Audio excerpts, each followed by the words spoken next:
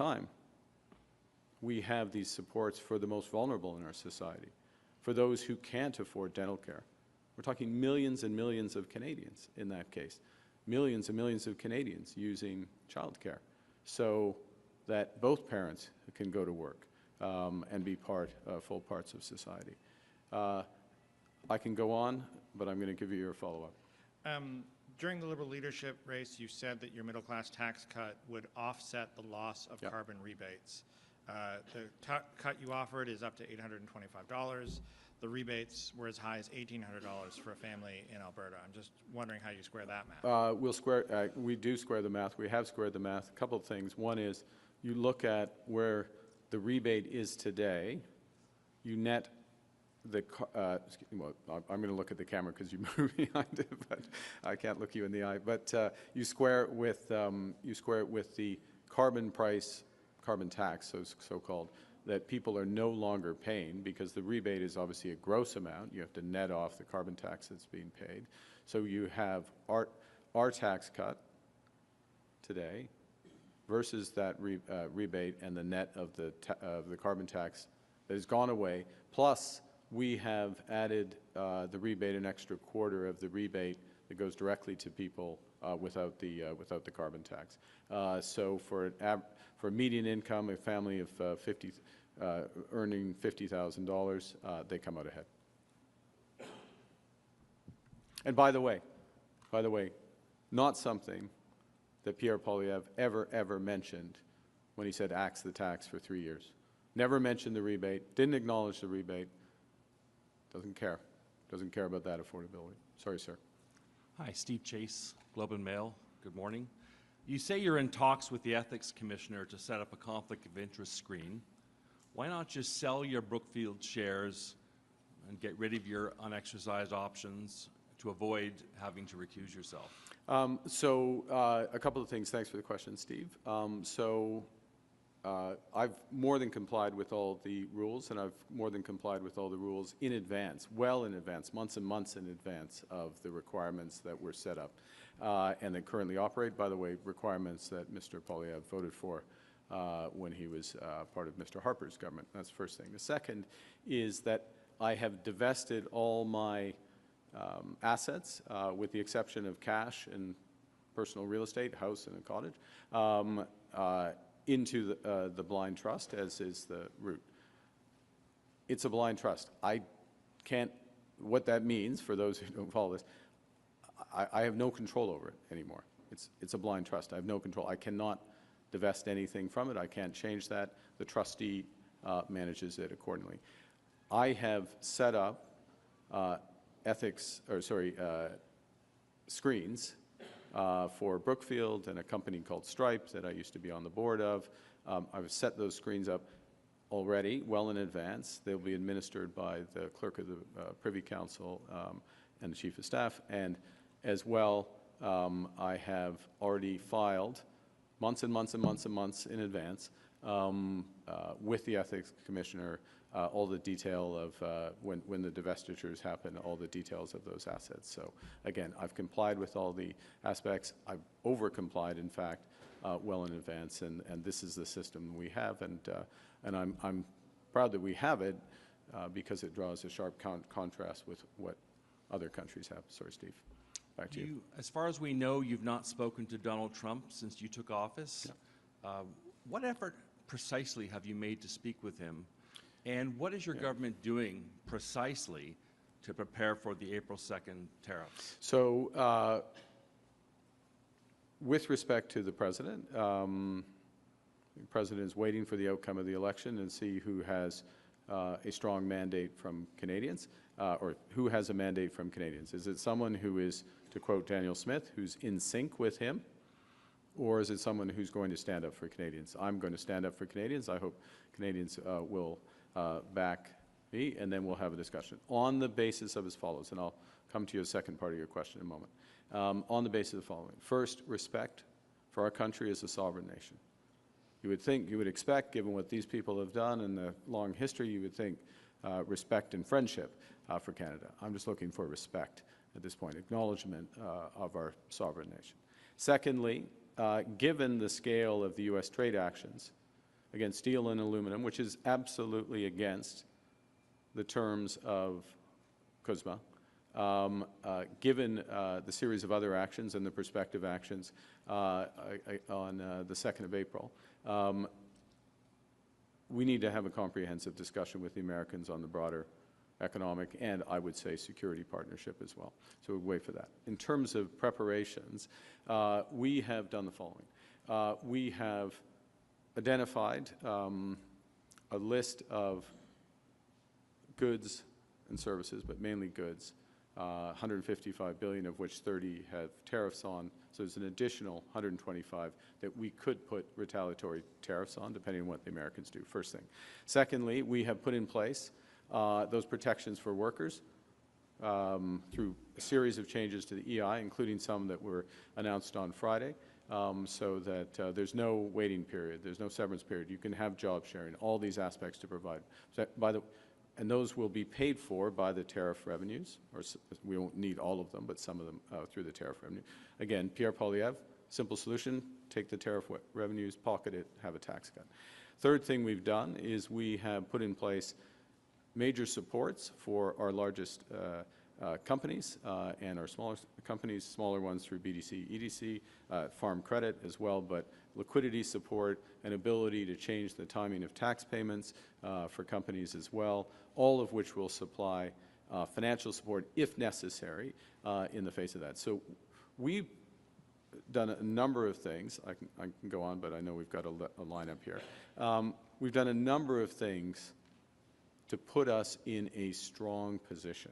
See, this is a fundamental mistake that the Americans are making. They think they will weaken us. They think that they can own us, quite frankly. That's what they think. We are going to get stronger. We are going to wait this out. They're going to come to the table, and we're going to negotiate a good deal for the Canadians. Thank you, Steve. Sir, did you say that President Trump is waiting to talk to the Prime Minister of whoever wins this election? Well, that's an interpretation, but I think it's a reasonable interpretation. I'm available for a call, but, you know, we're going to talk on our terms as a sovereign country, not as what he pretends we are, and on a comprehensive deal. En français sur l'appel avec M. Trump. C'est l'appel. On a du temps? OK. En ce qui concerne, il faut avoir une discussion compréhensive avec lui. Il faut nous donner, il faut qu'il nous donne du respect comme un pays souverain. Et nous, ça suffit pour M. Trump. Il y a un autre aspect, plusieurs d'autres aspects de ma réponse, mais il faut continuer. Bonjour, M. Carney. Oui. Émilie Bergeron, la presse canadienne. Vous continuez d'être questionné sur vos avoirs et vos possibles conflits d'intérêts. Les conservateurs continuent de vous attaquer là-dessus. Ouais. Est-ce que ça pourrait être une source de distraction à votre campagne et comment vous allez vous assurer que ça n'en soit pas une? Est-ce que vous pourriez justement aller au-delà, en faire encore plus? Oui, merci pour votre question. J'ai déjà fait plus et plus rapidement que nécessaire. J'ai une fiducie déjà 6 mois avant les règles. J'ai déjà disposé tous mes actifs. Je n'ai qu'une maison, une chalet et puis de l'argent moi-même. Tout est pas disparu, mais c'est dans une fiducie. J'ai déjà mis un écran pour Brookfield et tout cela. Alors, c'est déjà fait. Et ce n'est pas une surprise. Le Parti conservateur n'a pas beaucoup d'idées. Il y a une idée de réduire les impôts, une autre idée de couper des programmes, et c'est tout. Et il y a des slogans. C'est tout. Hein. Sur un autre sujet, y a-t-il un risque en faisant un virage à droite que ce soit considéré trop à droite pour que certains libéraux progressistes ou même des électeurs néo-démocrates soient découragés de voter pour vous et comment vous assurez un équilibre? OK. Oui. Merci pour votre question. Alors, il faut avoir une économie forte. Ça, c'est nécessaire. C'est nécessaire pour les négociations avec les Américains, mais c'est nécessaire d'avoir des programmes de soins de santé, d'assurance médicale, des garderies et tout le filet social du Canada. Je suis un libéral. Pour les libéraux, il faut avoir les deux.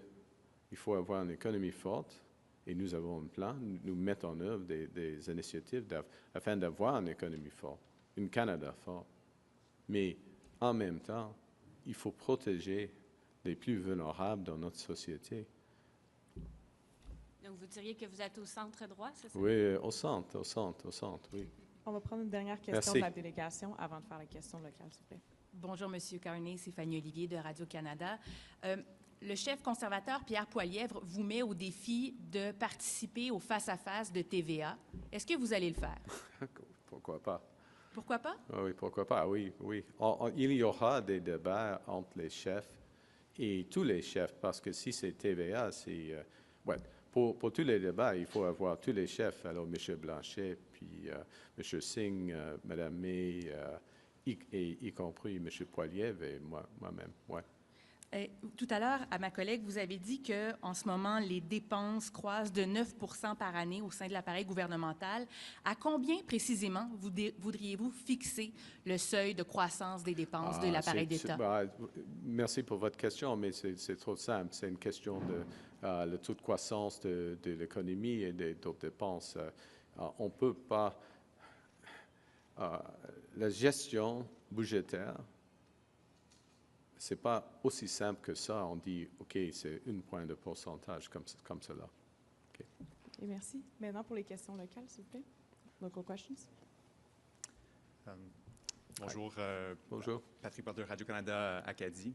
En 2019, la plateforme du Parti libéral du Canada a promis, le parti a promis de se pencher sur la construction de gros projets d'infrastructure. Vous parlez beaucoup d'infrastructures ces temps-ci. On a fait mention spécifiquement de la construction d'un tunnel entre Terre-Neuve et le Labrador. Vendredi dernier, M. Champagne il disait aux provinces, suggérez-nous des projets d'intérêt national pour stimuler l'économie. Ouais. Est-ce qu'un gouvernement Carney va construire ce tunnel évoqué il y a 6 ans? Je n'étais pas là en 2019, mais j'étais là vendredi dernier avec tous les premiers ministres. Nous avons eu une bonne discussion sur des projets de l'intérêt national et le fédéral a déjà, ou nous sommes en train de mettre en œuvre des grands changements, comment nous soutenons des grands projets. Personne ne l'a mentionné, le tunnel, okay, pendant cette réunion, mais on verra. C'est une question. Il faut travailler ensemble. Okay? Ça, c'est un des messages. Il faut travailler ensemble. Les provinces, le fédéral, les peuples autochtones, tout cela. Alors, on attend des grands projets. Il y a beaucoup à ce moment-là, mais comme j'ai dit, personne ne l'a mentionné vendredi dernier. Hier soir, il y avait des pêcheurs assez frustrés devant le Palais des Congrès à Saint-Jean. Est-ce que ça vous inquiète? Ce sont des gens qui viennent de l'extérieur de la ville, où il y a déjà une présence conservatrice à Terre-Neuve. Est-ce que ça vous inquiète? Est-ce que ça va être plus serré en région? Pas du tout. C'est absolument approprié que les gens sont là pour exprimer leur frustration avec la situation. Et un des messages importants, et il faut que le ministère de Pêcherie et d'Océan est plus proche des pêcheurs. D'accord. Dernière question, last question, please. The second question. Look, it's entirely right that the harvesters were there yesterday. The Minister of Fisheries met with some of their representatives last evening. Understand their frustrations, given the situation in the water. Of course, they want a sustainable fishery, sustainable livelihoods. We're listening to their concerns, and what it underscores for me is, as I said last evening, the importance of the Department of Fisheries and Oceans being closer to the wharf, and it's something that I had already asked the Minister of Fisheries to look at as a potential structural change in the department.